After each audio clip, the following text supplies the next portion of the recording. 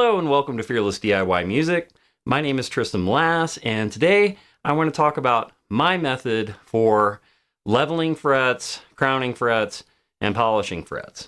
Now, before I get anywhere in this video, I want to say, if you're an experienced luthier who does fret levels, bevels, crowns, polishes, and all that stuff for a living, you don't want to watch this video. Next people, or group of people, who probably would not be interested in this would be a seasoned DIYer who has their own set of tools that they love and their own methods that work for them. This video is not aimed at you either. This video is for people who have maybe never done a level and a fret level and crown polish and all that stuff, doing fret work. If you've never done fret work before in your life, this video is for you. If you have done it and had mixed results or disasters, this video is for you. So, I just quite simply want to go through the tools that I use and the steps that I go through to do a fret level and then finishing the frets. So, let's pretend that you have a neck off of one of your instruments or on one of your instruments if it's a solid, or if it's a glued in neck. Let's pretend that you have it. You have noticed that there are some dead spots, or there's fret out, or you just can't get the action low enough to your liking without there being buzzing and nastiness. So you have your neck. And the first thing that I do is I take my fret rocker and I work my way up and down the neck. Check every fret with your fret rocker. And if you don't hear any, like right there, we got a high fret. If you don't hear anything and you go through that whole process and then you go onto your straight edge and your neck is dead flat and you've got no fret rock, then you don't need to go any further. Your frets are fine at that point, so you don't need to go into this process. But most of the time, when you do a check, you will find a few frets that are uneven. You will find some high frets, you'll find some low frets. You're going to find some inconsistencies in the fretboard, especially on a budget instrument or a brand new instrument that you just bought, or a manufactured neck, like a replacement neck. Let's say you bought a Fender neck. I've gone through a lot of Warmoth necks in my life, and every single time I've got to do a fret level on them. They're not perfect out of the factory. Fender even says as much about their replacement necks on their website. They say there may be fret work involved when you get this instrument. So, that being said, you're in this position. You've never done this before. You go through, you check, you've got uneven frets. The next step, after you determine that you are going to need to do a fret level, is that you would have one of these. And by the way, I will link, as I go through these tools, I'm going to have pictures, not links, but I will have pictures up of each tool I'm using, and there should be a price on the screenshot as well. So you can pause the video, zoom in on that, and see how much these things cost. Anyway, this is absolutely critical. The fret rocker is absolutely critical. This is StewMac. This is also StewMac. I mean, they make good tools. I'll be discussing one of their tools later, but they make good stuff. All right, so you've determined that you have to do this. So you take your straight edge, you put it on the neck, and you adjust your truss rod until you get the neck as flat as you possibly can. You want to use a piece of paper underneath, in between the frets and your straight edge, run it back and forth, and you should not be able to get the piece of paper underneath in the middle if you've got it pretty well dead flat. As close as you can get. All right. Now, there may be some controversy for those luthiers and hardcore DIYers out there who have done this a bunch of times as we go forward. I apologize to you. Leave a comment. We can discuss it. This is the method that I've come up with that makes it, the likelihood of disaster is mitigated as much as possible with my method. That's what I'm trying to say. mistakes are hard to make with the method that I use. So, next, you measure the radius of your fretboard. There's radius measuring tools that you can use, and you can also just look up the specs of your particular guitar online to find out what your radius is. Once you have determined what the radius of your fretboard is, I advise having a set of radius blocks. This is what I use to do the actual leveling. I've got a piece of 400 grit sandpaper with adhesive on the back stuck to this radius block. This is a 12-inch radius. I've got a 12. And what I do next is I go through and mark each fret with a permanent marker. Then, and actually before that, tape off your fingerboard, blue painter's tape, leaving the frets exposed, of course. Go through, mark with a permanent marker each fret so that they're completely blacked out. So you've got your fretboard taped, you've got your frets marked with black permanent marker, and then you begin to run your radius block up and down the neck until each of those frets has a thin silver line on it. If there's any black left on any surface of any fret, that fret is not even.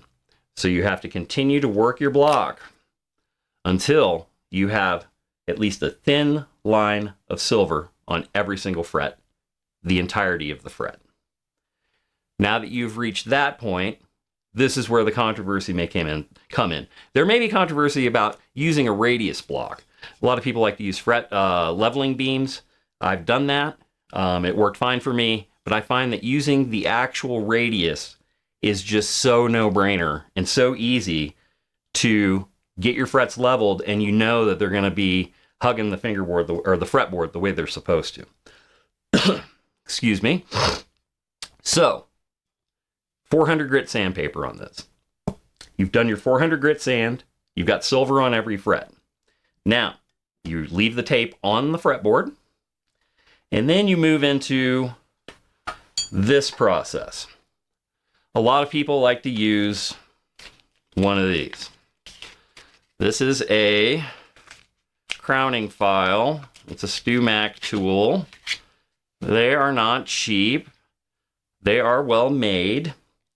I have had horrible luck using these to crown my frets.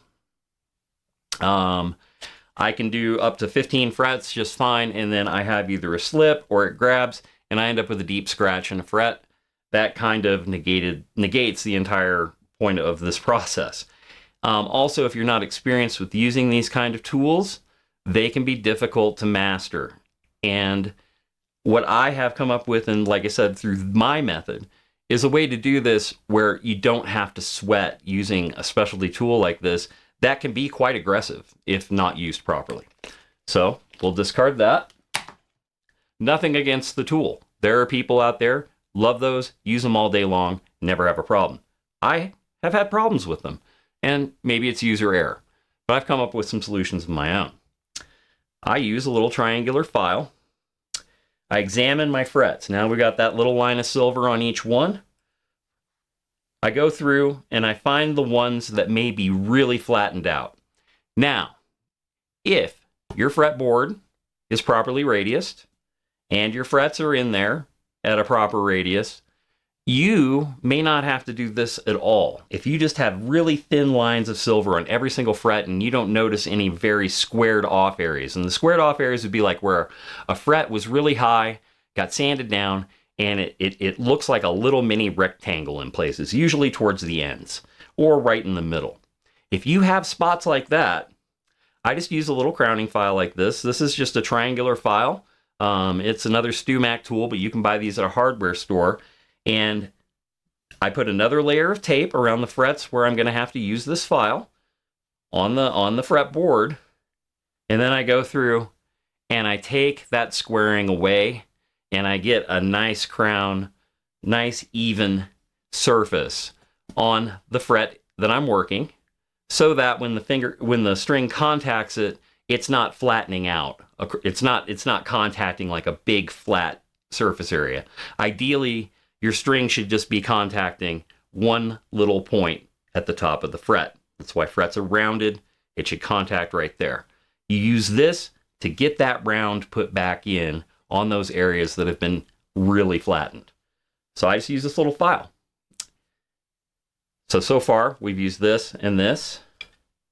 We've measured with this and this. Okay. The next portion of my process is I go through, I've done 400 grit sandpaper this direction. So of course now all my frets have scratches on them, left by the 400 grit sandpaper. Using good light and maybe even a magnifier if you need it, if your eyes aren't so good, or if you just really want to make sure, I go through with 600 grit sandpaper. Now this is controversial right here.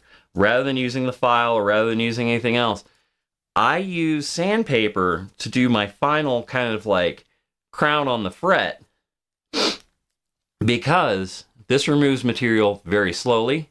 You don't have to worry about some sort of, a dramatic mistake being made. You're just sanding.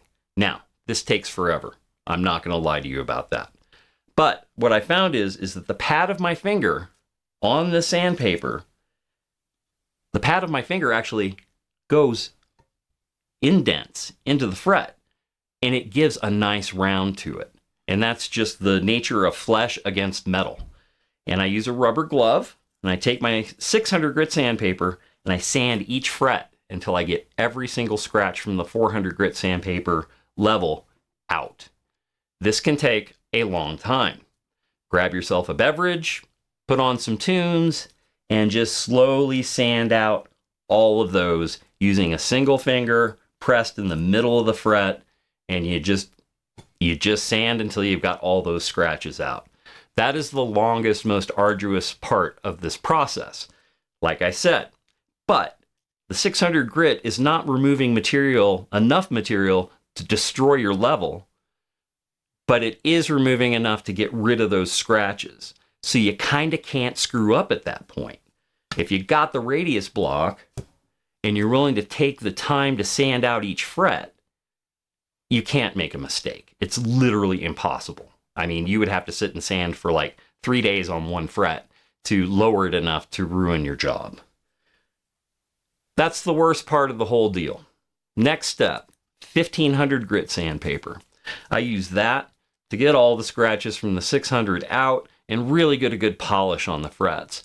This part takes about, 1/8 of the time that it does to do the 600 grit sand out. To do that, move on to ultrafine steel wool to get your mirror polish on it. And if you want to get really crazy, going over each fret with the steel wool, you'll get a nice mirror shine. And you could stop right there, or sometimes if it's a customer guitar or a special job that I'm doing for somebody, I will take Meguiar's diamond glaze compound. It's like an automobile buffing compound. And I use ultrafine diamond rubbing compound, or you could use any rubbing compound of your choice. And then I really, I buff the frets really well with that, and that just really brings them out. Now, let's say that you've got some issues on the sides. Say you've got some, I can feel some sharp frets here.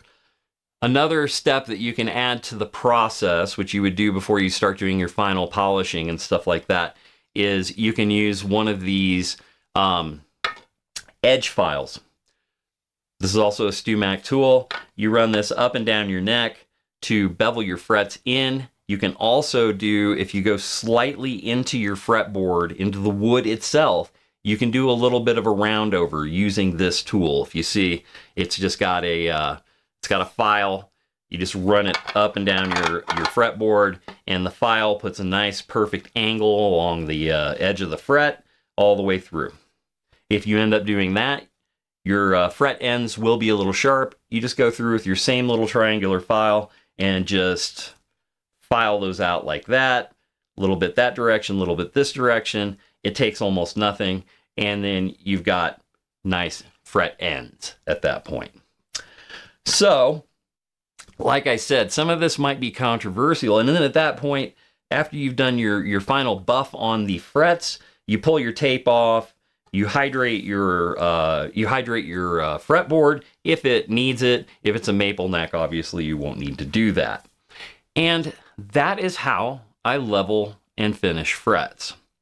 I have found it to be it is the longest. It takes a long time. This job is like a 3-hour job, basically.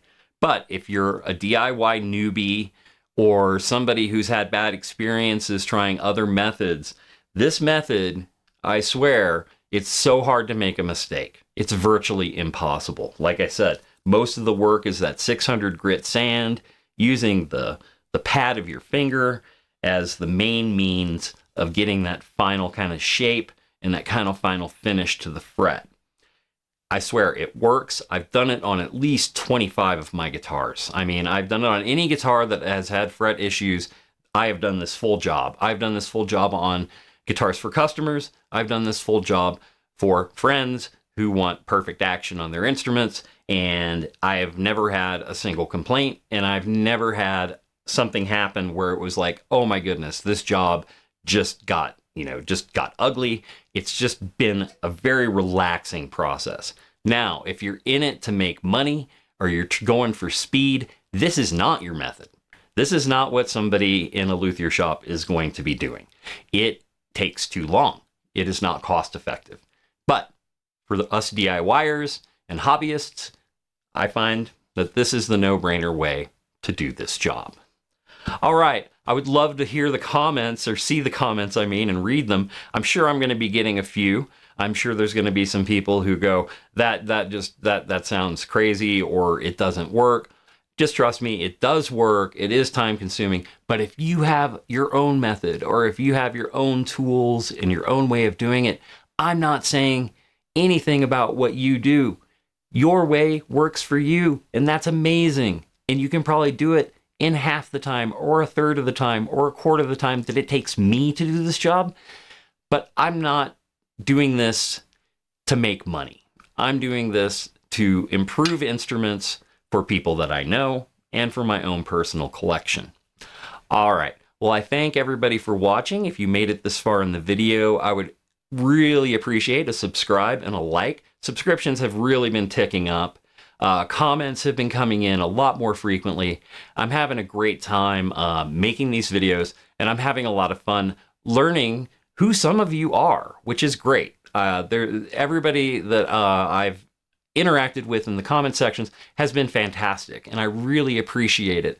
And I hope we continue to build a community, and we can get to a point where, we can start doing more things that are maybe a little bit more interactive as we go forward.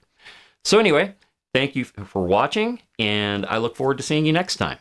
Take care.